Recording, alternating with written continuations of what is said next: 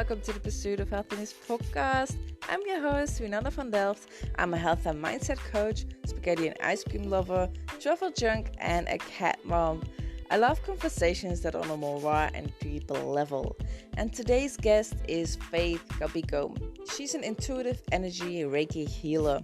She became a Usui Reiki Master in 2007 when she was diagnosed with general anxiety disorder.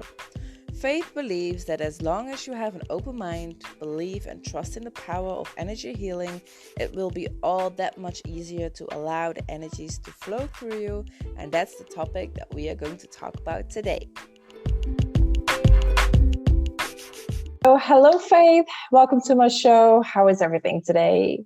It's great. It's wonderful. Mm-hmm. That is great to hear. So we already talked before this interview, we already talked a little bit, but can you tell a little bit about yourself to the audience? Because I obviously already know a bit, but... I'm an intuitive medium and a Reiki crystal energy healer. And my passion is helping people overcome, release the blocks that they have in their life. Mm-hmm. Okay. So how can Reiki help with that? Reiki helps to clear away any residual energies or energies that are stuck in their chakras.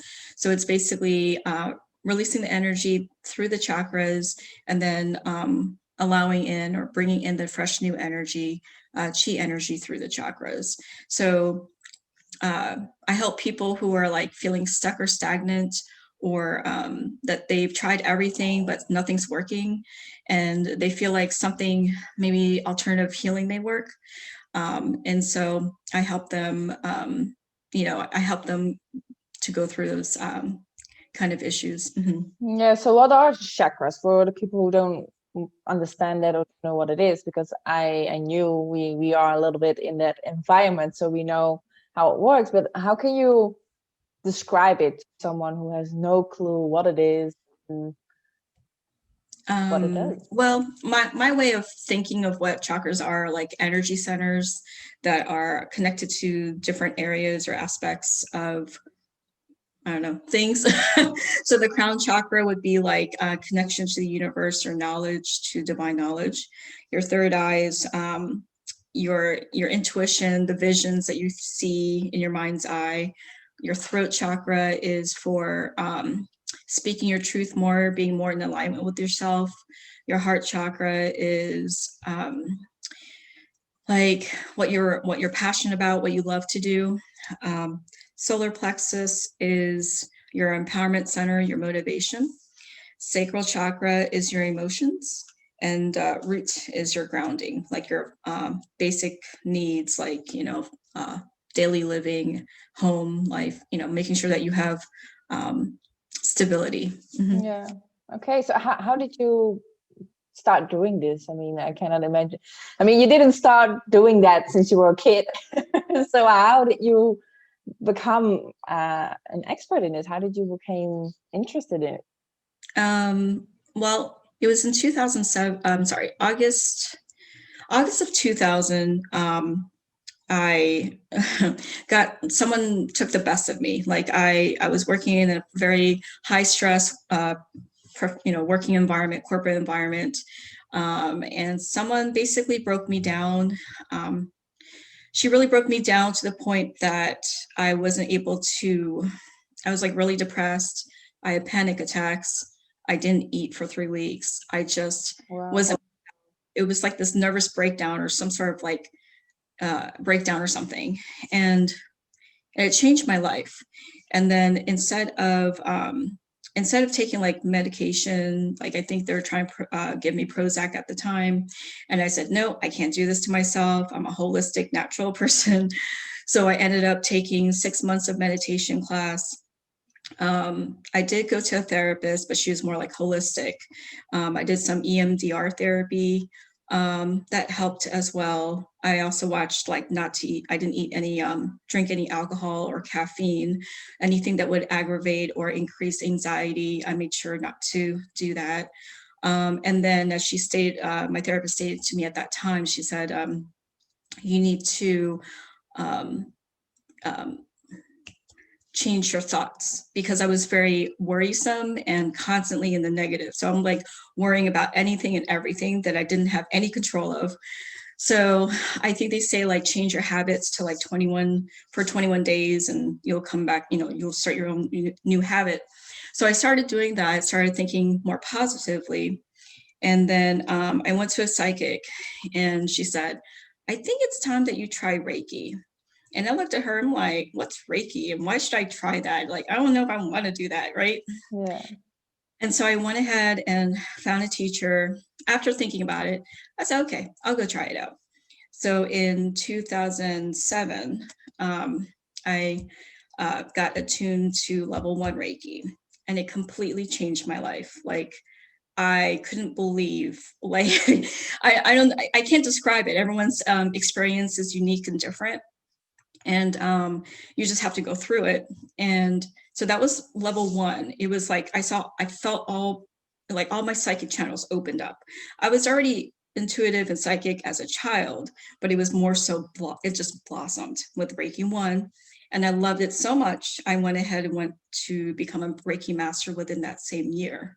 So I did it for myself because I had to heal myself, because I was also dealing with a lot of childhood issues and childhood trauma that I was trying to resolve, that it would just, the energy just kept coming back up to the surface no matter how many times I tried to clear it off. So I knew I needed something energy healing wise or Reiki to help release that. And it's definitely like a work in progress kind of thing. Like, you have to constantly clear and let go of things so that you can start, allowing yourself to receive more opportunities. Yeah. So how does that trauma and the bad things that happen to you or to anyone in general, how is that affecting your health and because you're talking about energies, how does it work in the body? Like, how can something like that hold you back in the rest of your life? Well, childhood, going back in childhood, like for me anyway, when we're affected by trauma or events that are really heavy, severe, parts of our soul is gone. Like, where it's just, one thing is that it's a repressed memory, which I had as well. And later, as I was going through a therapist, I was guided to a hypnotherapist, and that hypnotherapist helped resolve out, or basically my subconscious revealed to me the real truth, which was scary. But to go back to the childhood issues tend to hold us back, because also our body has cellular memory. So it's important.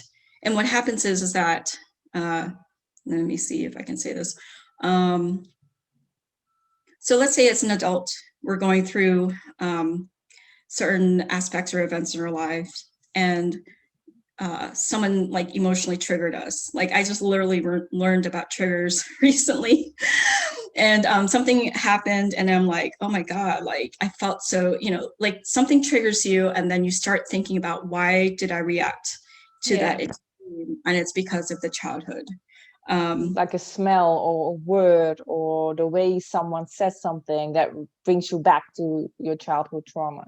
Yeah. And we have to realize and understand that, our parents were raised a certain way, and they may not have, like, the way I was raised by my parents is completely a different way than how I would raise my son. And I'm try to do it as opposite as possible, but you can't really go back in time and help, you can't really go back in time and help your parents. I guess what I'm saying is that, the only thing you can do is control your own behavior and no one else's. So do you want to continue to go back to the old cycle of your parents, or do you want to go ahead and make a difference and change it so that it could be for, the better? So, yeah. And so that's what I help with, is like the trauma from childhood, helping. There's certain Reiki symbols that help with clearing out that energy, trying to bring those pieces back to you. Some of it's through like a guided meditation, or just, allowing the client to speak their truth more, or more so than anything, for them to acknowledge and identify, okay, I now know why I feel this way. So let me go ahead and process this, and then let me let it go. Because once they realize, they identify with it, then they're like, oh, I know why I reacted that way. Then they don't have to, go back to it, So that's a hard thing. And then also releasing is very important. Even for me as a healer, I have a hard time releasing my own anger, frustration, or whatever I'm trying to hold on to. I just kind of remind myself, like, who am I? I'm a healer. I'm meant to heal myself. I can help heal others. Trying to be speaking your truth more about yourself and what you do also helps with, healing, healing and, letting go, at least from what I know anyway. Yeah, it's always easier to tell someone else what is best for them, instead of doing following your own advice. And that's what that's what I've learned. Oh, that's what I've seen. Like, it's always easier to guide someone else, and not follow your own advice.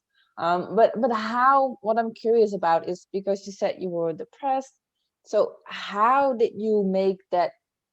I mean, you said you changed your mindset, but how do you really do that? Because it's I think it's the same with everything in life when it comes to change. Like, you maybe know that you have to change, or you have the knowledge. For example, if you want to lose weight, everybody basically knows what they have to do to lose weight. You need to move your body and eat healthier. But how do you get yourself actually to take action? How did you, as someone who was depressed and had high anxiety levels, do that? Because I know for myself, it's really difficult when you are in that state, when you are feeling so negative. It's really hard to actually get yourself to do something. So what happened for you that you took action? Took action to heal myself, or to heal yourself, and to go to see a psychic and a therapist. And okay, that's a good question. So 15, I'm 44 now, so about maybe 15 years. Yeah, I know, I don't look 44. No. 15 years ago or so, the crazy thing is, I kept seeing the numbers ones, 111, 1111. It was constant for, like, I don't know, 5 years or so. And back then, no one was really talking about repetitive numbers. Now, if you look online, there's like a zillion websites talking about their interpretation of what ones are. My interpretation is, now that I've learned about it, is this is a sign of your spiritual awakening. And so if you see the ones, it means you have a spiritual path. So back then, what happened is, I met a woman who I call as my guru, my spiritual mentor guru. And she was, I knew nothing of this whole ascension path and healing path. I'm like, what the heck are you talking about? This is crazy, And I remember she just basically volunteered her time, and she was like, and she just became that guide for me. And I was like, okay. And she said, you need to heal yourself before you help heal others. And I'm looking at her like, what? I'm supposed to help heal others? Like, I don't understand this, Yeah. And that's how it was all through the time. She kept just guiding me along the way. She was like, you need to release this from whatever happened to you in childhood, and eventually you'll go up this ascension path thing. And I'm like, ascension path, what's that? So, but now you hear it more often, ascension path, raising your consciousness to a higher level. And I guess that's what I had been doing this whole time, without really understanding or doing it. And then you just, eventually start getting guided to certain things. Like when you're ready for something, or when the universe understands that you're ready for something, then something else falls into your place, into that place. It's being aware of what you see, because you said that you saw a lot of ones.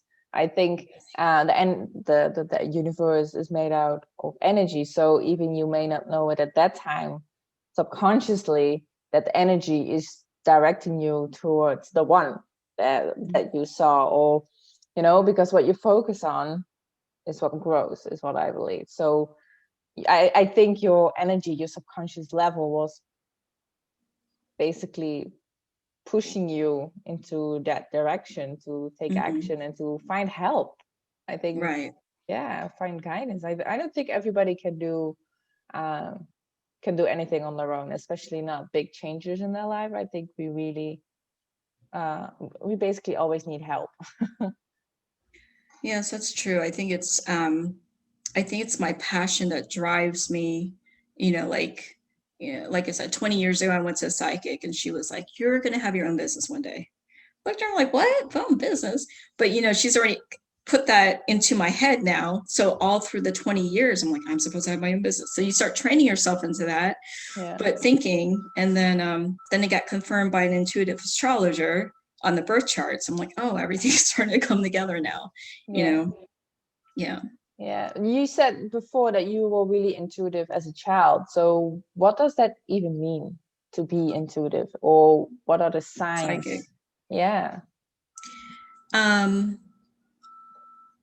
So for me, I remember growing up, maybe age 7, when you're playing that game, the memory card game, when you're flipping cards and you're like, oh, let's pair up the cards, and I knew which card to choose that was a match. That was how I knew. I was like, something's up with this. Or I can tell what the picture image is behind something that isn't even, like, I don't see it, physically, but I can see it spiritually. And then as I got to my teenage years, I had a friend of mine that was in California, and he would just play little games with me. He was like, guess what position I'm doing right now? And I literally was like, well, you're sitting this way, your arms is crossed, you're holding the phone with your right hand, da da da, you're wearing this kind of shirt, da da da. And he was like, okay, you got it right. And I'm like, really? Are you sure about that? Yeah. And I would scare my other friends as I'm telling them over the phone, well, you're wearing this, that. I'm like, they're like, stop. Yeah. So like, then I was like, oh, I must have something, but I didn't really put a finger to it. Or so it was like a sensing or a knowing of things, like, having a thought of someone and then finding out that they, passed away the next day or two, and those kind of things. Mm-hmm. Yeah. Well, how did you deal with that? Because, you obviously kind of knew that there was something different about you than your friends. So how did you deal with that? I just kind of sort of kept it to myself. Like, I didn't really talk to like everyone or anyone about it. It was just like maybe onesie twosie kind of friends that I know I could trust. Yeah. Mm-hmm. So you're afraid that you, I don't know, might be weird, or that people would look different. Yeah. Think yeah. Yeah. Right. Exactly. Yeah. But yeah. Well, I think that the world is changing in that way. At least I see a big change when it comes to that. So I think that's a good thing. So people know that they are not weird or crazy or see things that are not there. And now that I'm talking about it, I'm thinking like, I don't know if that's also something spiritual or not. But since I was a kid, and I do it still these days, when I see the days of the week, they have different colors for me. Like a Monday is yellow, Tuesday is blue, Wednesday is white, and even the size is different. It sounds maybe really weird when I say it like that, but I've never seen someone else having that. But now that I have more contact with people, who are really spiritual and stuff like that, I think maybe there is something to it as well. I'm not, but maybe I have to look more into that. Yeah, that's kind of unique. I'm not sure. Perhaps you're developing your own style, your own intuitive spiritual style. Mm-hmm. Yeah, because I've talked to people who see numbers in different colors, but I've never talked to someone who sees days in different colors. And even when actually my partner is the only one who knows about it, he doesn't say that I'm crazy, but he's like how, what do you see? Like, I cannot even explain it. It's just in my head that, I even see like a circle, like the weeks. I don't know. It's really hard to explain, but I think, like you said, that's a way of finding my way. Exactly. Yeah. You'll develop your own style or your own symbology to certain things. Like, you'll say, like, you might see a bird. Well, for example, I'll say cardinal is like, if you see a cardinal, it's because someone from the spiritual side is looking over you. I mean, that's what they say on the internet as well. But you could also say, well, the bird also means to meet this. So it's your own, whatever's your own intuitive feeling is what, you should go with. Whatever resonates with you, what makes sense with you is very important. Yeah. Is there like, from all the things that you experience in your life and with energy and intuition, is there something like one big lesson that you've learned out of it? The one big lesson I've learned is to follow your heart, your heart, no matter what, because it's the GPS unit of your soul, and it will never mislead you or misguide you. So that's my driving force, is my heart, no matter what. Because I just, if you shy away from it, then let's say you take another decision and you're like, I knew I should just listen to my heart, because it feels funny, to go outside, to not follow your heart. And that's why I tell my clients all the time, is like, follow your heart no matter what. I know your ego or your mind will say, oh, you can't do this because you don't have that. Or, that's silly, stupid. You can't do this. Don't listen to that voice. Listen to your divine self. Listen to yourself, your soul self, your intuition, and everything will be just fine. And sometimes it's scary. Sometimes it's really scary. You'll have to face some of those fears, but know that you'll overcome. You'll be stronger and you'll overcome more. And then you're like, oh, that was easy. That was like no problem.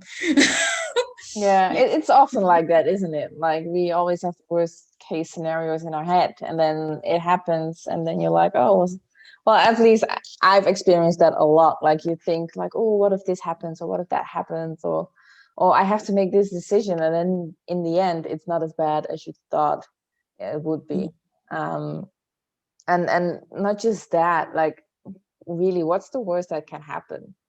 Like, especially now in this time, like, even with paying the rent, I'm like, the landlords need, I pay half my rent right now because otherwise I just cannot afford it. And then I'm like, yeah, but what if the landlord's, decides it's enough and he still wants to have the whole rent? And I'm like, what's the worst that can happen? I mean, it's a unique situation. They are not going to kill us for not paying the rent, I mean, what's the worst? And the worst that they can do is that they put us on the street. Well, we just find something else. I mean, yes, right. There's always, exactly. There's always another solution, and it's not the worst. So that's a good way of thinking. Of course it's not nice. Like, some situations that you're in are not the nicest, and but it's always better than being dead, is what I think. Right. And no matter how bad things get, at least we are alive. And maybe for some people they wish they were dead, but I think if you really, really think about it, life over here on Earth is beautiful if you choose to see it that way. Yes, correct. Is there something else that you would like to share about your journey, about healing, energy?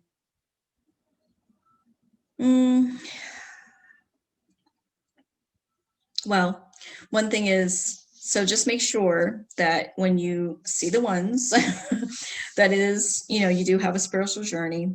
And once you identify that you have this journey, you'll see other numbers, other repetitive numbers. So it's definitely a time for you to awaken, to start healing yourself from within.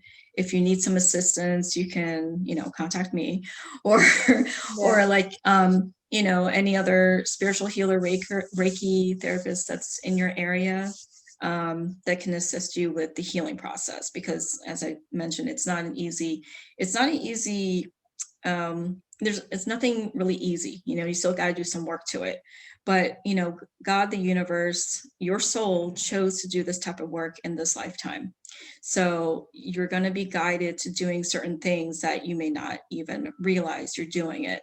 Like going to a grocery store at 2:30 p.m. and on the other side of town, and you're like, I don't know why I'm here. And then some random person comes up and starts saying how they had an awful day. And you're like, oh, I can help you with this, you know, and it just comes out naturally that way. And I feel like and as you stated that, yes, the universe is changing, our world is changing. And I definitely feel that very strong guidance that many of us light workers are going to be called upon to start doing and helping with humanity. And so that's why it's important for those of you who are receiving that message to start healing from within and start building your spiritual strength up so that you can go ahead and start helping what you need to do in this world. So yeah, that's very important. Yeah.